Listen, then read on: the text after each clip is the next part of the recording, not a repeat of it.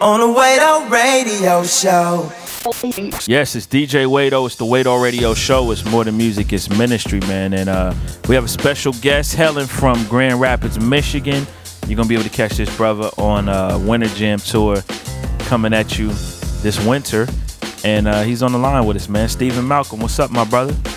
What's poppin', Wado, holla at me. Hey, man, I'm chilling, man. It's good to be talking to you, my brother. Happy for everything happening for you right now, man. Appreciate that, man. It's good to be talking to you, too, man. You a legend, bro, where I come from, so it's a pleasure to be on your show, man. Oh, man, I take that, man. I appreciate that, man. Look, you from a good place if they saying I'm a legend there, man. Hey, man, what you been doing for CHH, man, we definitely grateful for you, bro. Man, thank you, man. I definitely appreciate that, bro. I definitely appreciate that, man. So, it's a lot of stuff that we can kind of get into, man. I want to start first with your record deal, man.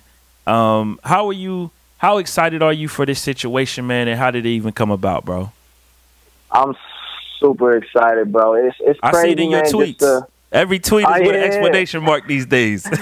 Straight up, bro. Gotta be, man, because the opportunity is crazy, man. So how it came about was I did a Canon contest. Canon was doing a go-off contest. Yep, I remember that. Okay, yeah, yep. And I won that joint, put the video out.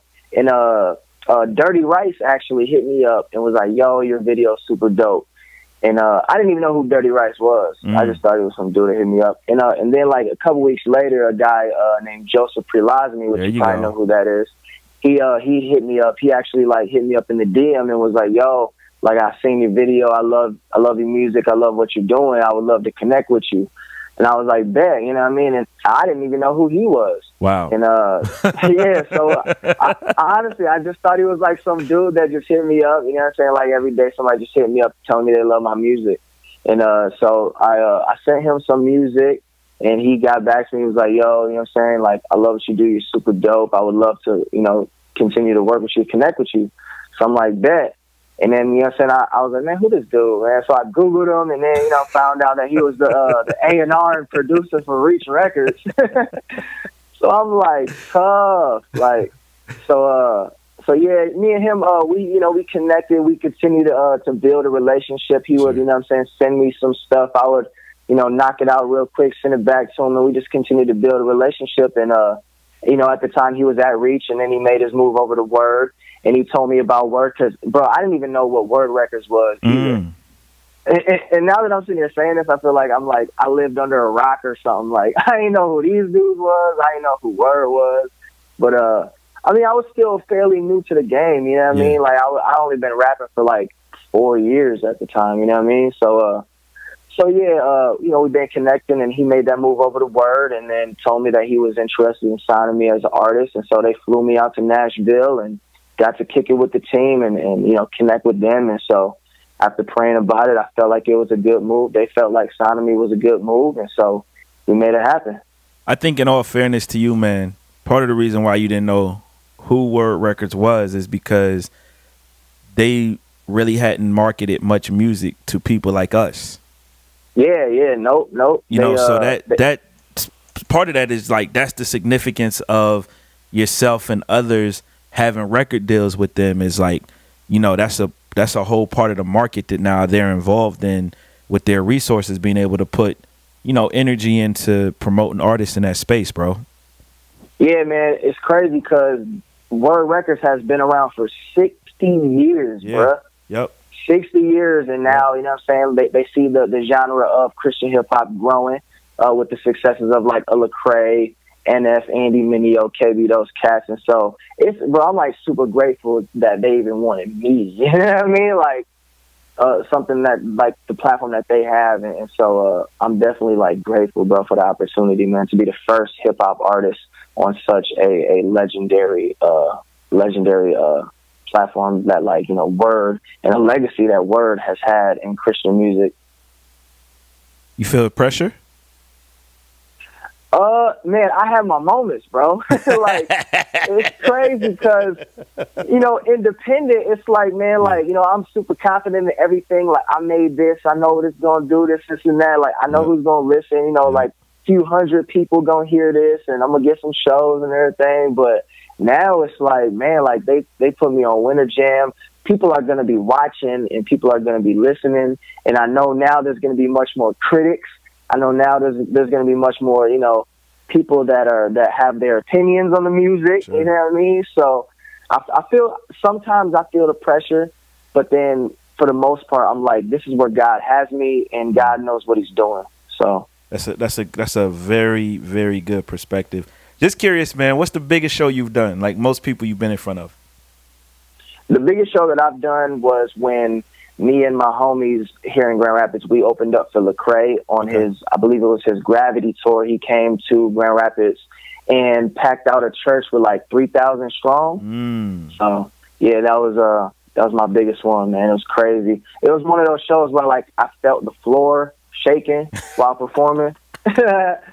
Yeah, it was crazy. I'm asking that because Winter Jam, like all those joints is like 20,000 people, 15,000 Man, people. I know, bro. Crazy arenas, bro. Yeah. Like, yeah, it's gonna be crazy, man. But I'm so looking forward to it. I feel like you got that energy to make it work, though.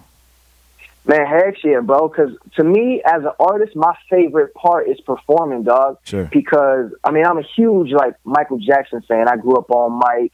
And live performing, man, is just my thing, bro. And so when I gave my life to Jesus, like at the hip hop church, we're leading worship every Saturday. I'm on stage leading worship with the hip hop, and now it's just like my love for being on stage and ministering the gospel from on stage, bro. Like that's my zone, that's my element, bro. So now to be doing it in these arenas on the biggest Christian tour in the game, bro, like pure excitement, bro.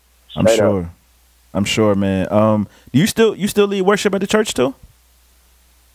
I actually just recently started serving in a different area. I started helping out just like in other areas of the church because of now I'm going to be gone. Sure. So yeah, but you know, when I'm home, when I can, definitely I'm definitely a part of it. Yeah, that's good, bro. That's good, man. Which one do you like more, singing or rapping? Definitely rapping, man. I actually just got into attempting to sing. You know what I mean? Like, I've always like played around with it, just joking around with it. But you know, wanting to be more versatile and wanting to do some of my own hooks that are like easy that I can do. Yep. I definitely wanted to do that and to showcase that. So I actually, Joseph actually connected me with a vocal coach. Her name is Dion, and she's actually the vocal coach for Drake, who goes out on the road with Drake. And so yeah, man, she actually took me on as a client, man, and me and her have been, you know, doing stuff, and she actually helped me out craft my sets for performances and stuff like that. She's awesome, man. So I've been getting better in the singing area, knowing, you know, what my range is and getting comfortable and getting more confident as, you know, a singer.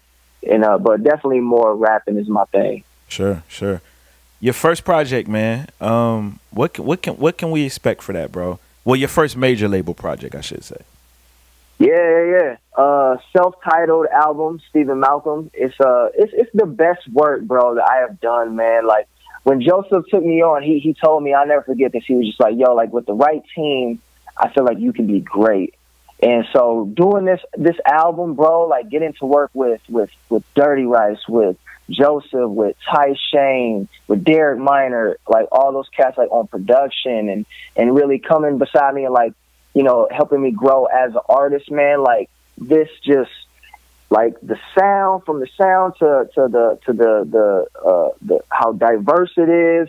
From like hip hop to R&B to pop and radio sound stuff. I even got some reggae stuff in there because of my Jamaican background. Like it's amazing. It's an amazing project, and I feel like people will love it because I just feel like it's gonna hit CHH hard, man. So and I love CHH, bro. So it's gonna do its thing. Bro, I didn't know you had that Jamaican in you though. Yeah, man. My dad is full-blood Jamaican, man, so I'm 50-50 with it, bro. Wow.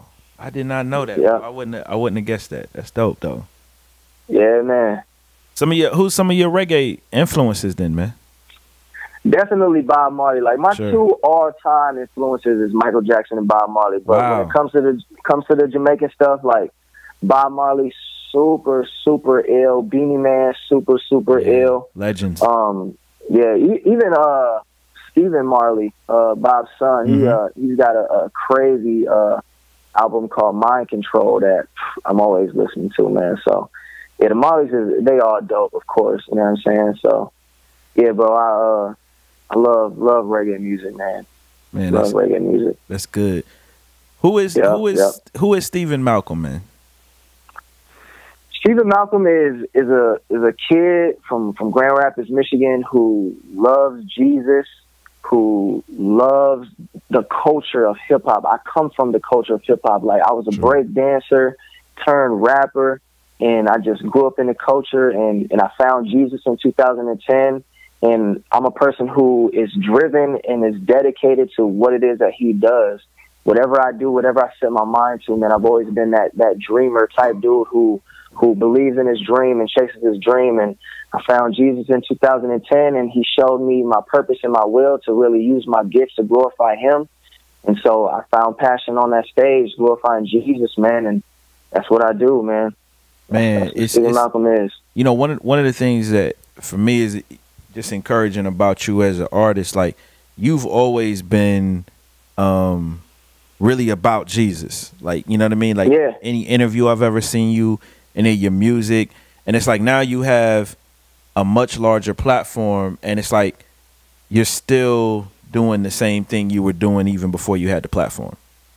Yeah, bro, because Jesus is why I do what I do. You know what I mean? Like if you take Jesus out of the equation, then like I don't know what I'm doing, man, because I didn't want to rap. Like me growing up in high school, like I was the basketball dude. You know what I mean? I was on the varsity team, even though I'm only like 5'9", bro. Like you was nice though, huh?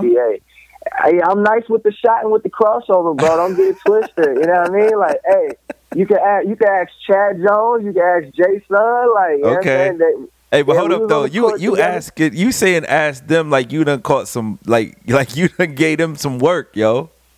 Hey, listen. Hey, listen. Hey, I don't want to go too much into it because I know Chad's a real competitive person. Sure. But I'm just saying, like, that I know you know them, so hey, you know what I'm saying? You can ask them how nice the kid is on the court, is all I'm saying. But hilarious. Yeah, but you know, when it came to me, when I gave my life to Jesus, bro, he really showed me who I was, because I was in a situation where I really lost my identity and who I was. I didn't know who I was and what my purpose is on this earth. Sure. And so he really shifted my heart and my mind and showed me who I was and who I am in Jesus. And he gave me this platform, bro. So it's just like, without Jesus, I honestly could say I don't know where I would be, because it's because of Jesus why I started leading worship and why I started doing music.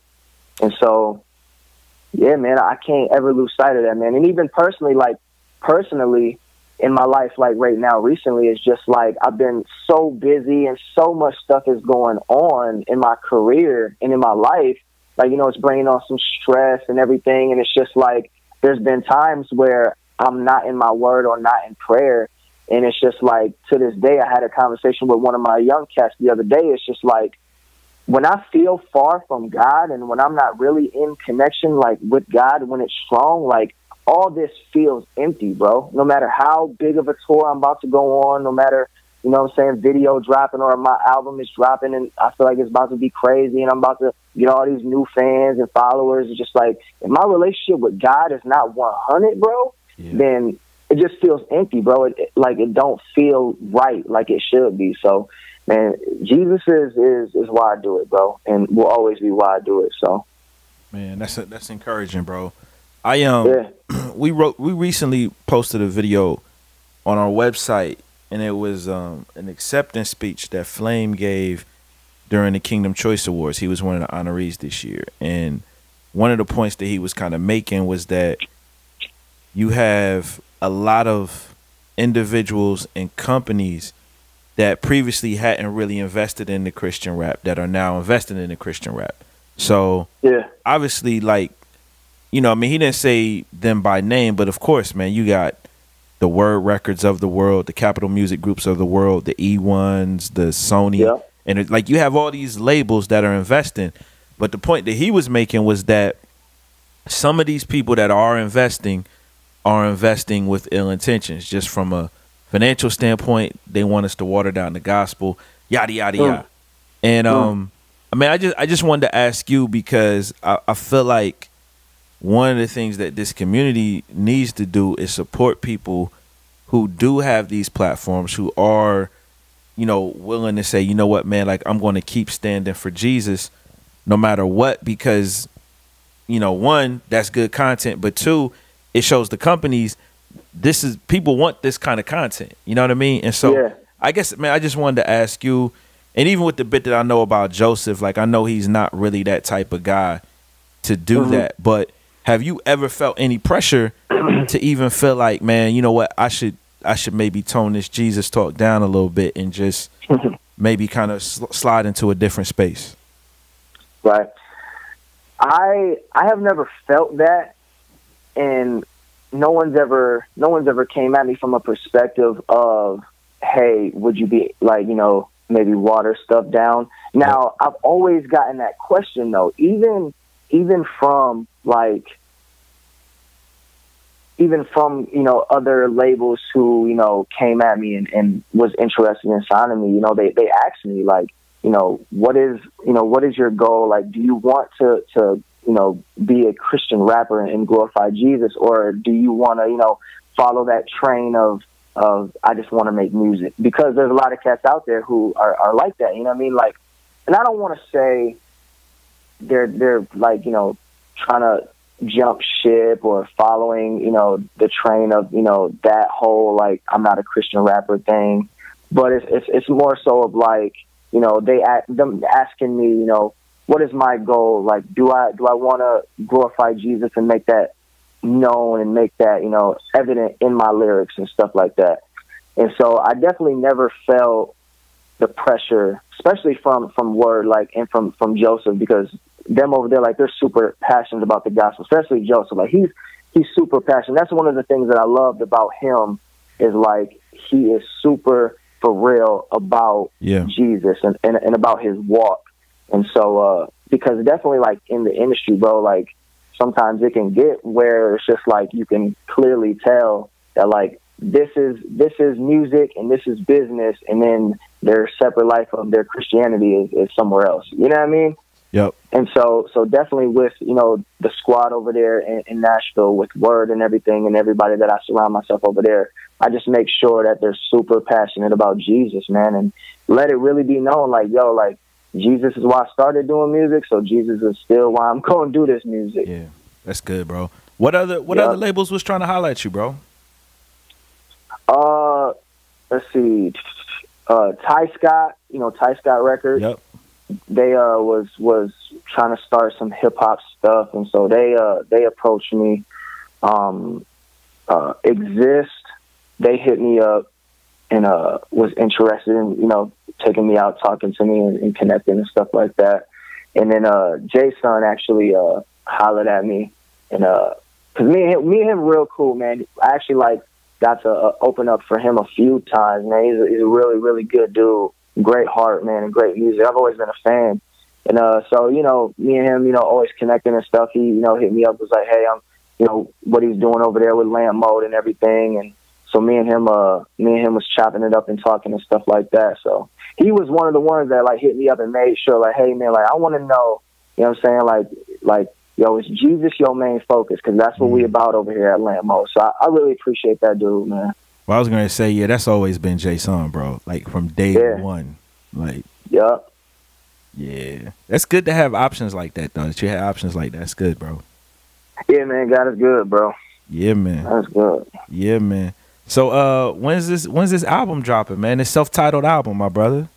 Yeah. So right now we looking at February, man. Sometime in February. It was supposed to drop when Winter Jam starts, but you know what I'm saying, like, paperwork and all that stuff. So, and I mean, it was a really rushed process because at first we were just gonna do an EP, man, but we was looking at all these songs and the features that I got, and it's just like, man, we need to make this into an album because the songs are just too good to just settle for an EP.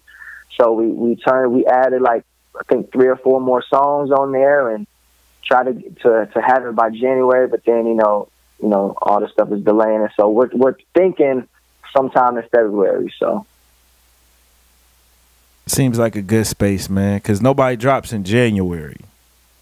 Okay. Everybody broke from Christmas. Yeah, man. Yeah. Everybody broke from Christmas shopping. You drop in February. You know what I mean?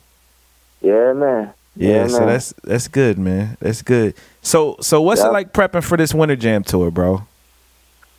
Man, just trying to, get the right songs. So we got the right songs that I feel that will really, like show me as an artist and really, the fans and the people there will love and then rehearsing, man. So we was in Nashville like a week and a half ago. And we flew in, the vocal coach because she helps with the performance stuff. And, bruh, she had me rehearse for 4 hours, bro.